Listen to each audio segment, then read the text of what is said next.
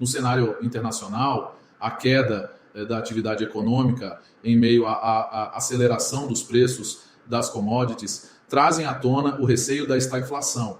À exceção dos Estados Unidos e do Brasil, os países europeus passam por dificuldades em controlar a inflação, indicando para um longo período de juros elevados e baixo crescimento. Cabe esclarecer que a pressão sobre o preço do petróleo advém da menor oferta, sendo que a Rússia e a Arábia Saudita anunciaram a manutenção dos cortes de produção de petróleo. Os árabes estenderam por mais 3 meses a redução diária de oferta de 1 milhão de barris, e os russos cortaram as exportações em 300 mil barris por dia. Quanto à economia norte-americana, as análises dos indicadores apontam para o controle inflacionário sem recessão. Segundo o pronunciamento da secretária do Tesouro, senhora Janet Yellen, os dados conjunturais estão a contento, sinalizando para o soft landing. Na contrabalança, foram 216 mil os pedidos por seguro-desemprego, quando eram esperados 234 mil, o que mantém a autoridade monetária em alerta. Para a próxima reunião do FOMC, dia 20 de setembro, o consenso de mercado é pela manutenção da taxa de juros no patamar de 5,5% ao ano. Na zona do euro, o Purchasing Managers Index, PMI, veio aquém das expectativas, começando pelo mau desempenho da Alemanha, com redução das encomendas ao setor manufatureiro na ordem de 2%, pior desempenho desde março de 2020.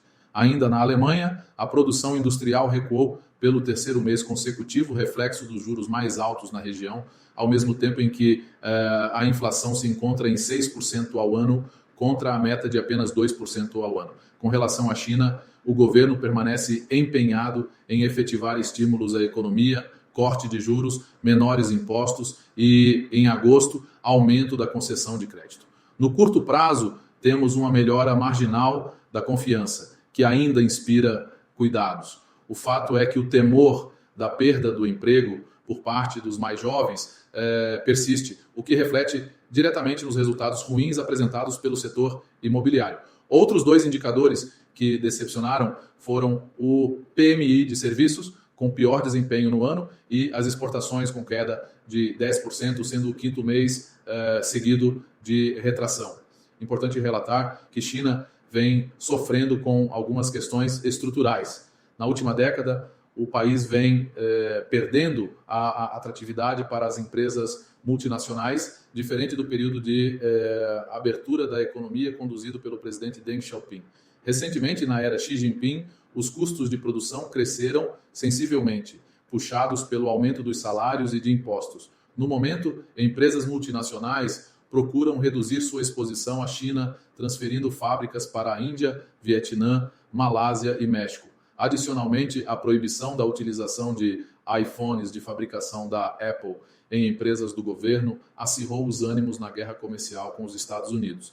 A Apple perdeu R$1 trilhão em valor de mercado, contaminando o setor de tecnologia nos Estados Unidos. Sem dúvidas, as multinacionais estão colocando na conta as mudanças regulatórias restritivas unilaterais impostas pelo governo chinês, reduzindo as operações no país. No Brasil, o destaque ficou para a fuga do capital estrangeiro da Bolsa de Valores, cuja participação no volume de negociação chega a 55%.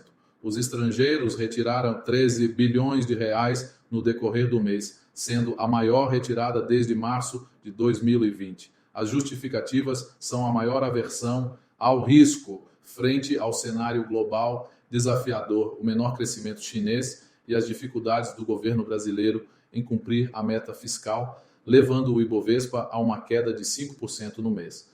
No momento, o crescimento do PIB de 3,2%, acumulado em 12 meses, foi impulsionado pelos gastos do governo, assim como pelo setor agrícola, gerando dúvidas sobre a sua sustentabilidade. Não obstante, as projeções para o crescimento sofrem revisões para cima.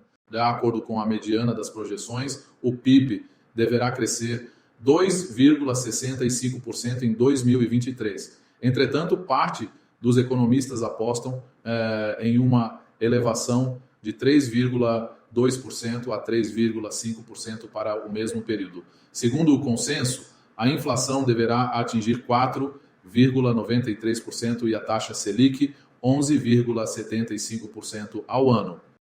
Cabe frisar que o ambiente econômico ainda demanda atenção em razão da forte redução da concessão de crédito registrada nos últimos 12 meses e do elevado custo do capital na faixa de 22,5% ao ano, mesmo patamar de 2015.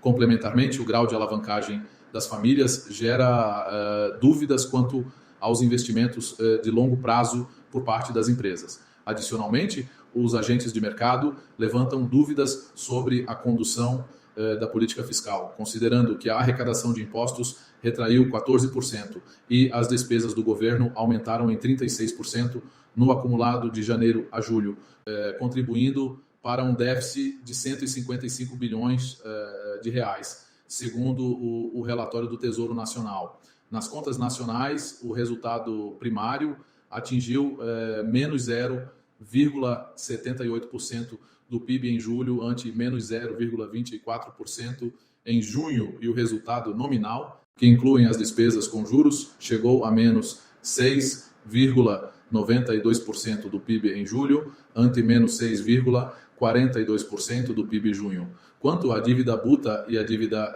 líquida, há uma crescente deterioração, tendo atingido os 74,6% do PIB e 59,6% do PIB, respectivamente.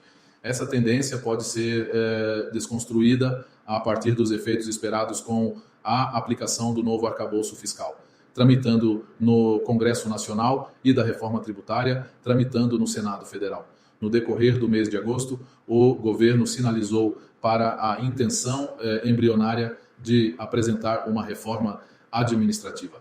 Estratégia das carteiras. Com vistas no curto prazo, seguimos com maior exposição aos títulos pré-fixados, favorecidos pelo início do ciclo de queda da taxa de juros. Aumentamos marginalmente as posições em ações de empresas listadas em bolsa de valores com atuação no mercado doméstico, considerando o menor crescimento global. Contudo, não foram descartados os pontos de atenção quanto ao risco fiscal. Renda fixa. A intensificação das posições em títulos pré-fixados a partir do mês de março, com baixíssimo risco de crédito e de curta duração, começaram a surtir efeito significativo, devido ao arrefecimento da curva de juros futura, afetada positivamente pelo novo ciclo de queda da taxa Selic. Renda variável. Ao final do mês de agosto, aumentamos a exposição em bolsa de valores. As novas alocações privilegiam os setores da economia doméstica mais sensíveis à queda da taxa Selic, entretanto, sem abandonar o setor de exportação, justificada pela pressão nos preços das commodities, em especial petróleo e minério de ferro. Carteira internacional. Manutenção da estratégia de aquisição dos bondes de empresas norte-americanas, com rating acima BBB e com duration abaixo de 5 anos, devido ao cenário adverso. Com relação aos novos aportes, enfatizamos as compras de bondes de empresas IBs brasileiras com risco de crédito baixo, com vistas a otimizar os resultados de renda fixa. Em face do risco associado à elevação da taxa de juros nos Estados Unidos, mantivemos aplicações relevantes nos títulos do Tesouro de curto prazo de alta liquidez, BIL, configurando como recursos estratégicos para um eventual estresse de mercado. A respeito da renda variável, o segmento está alicerçado no pleno emprego e na baixa alavancagem das famílias estadunidenses. Seguimos investindo com critérios fundamentalistas, privilegiando as empresas com forte estrutura de capital. Conclusão: o cenário internacional aponta para a estagflação, com os países europeus intensificando o combate à inflação em meio ao menor crescimento. Nesse contexto, continuamos com o ímpeto de capturar os benefícios oriundos da queda de juros no Brasil, aproveitando ao máximo os juros reais elevados de curto prazo.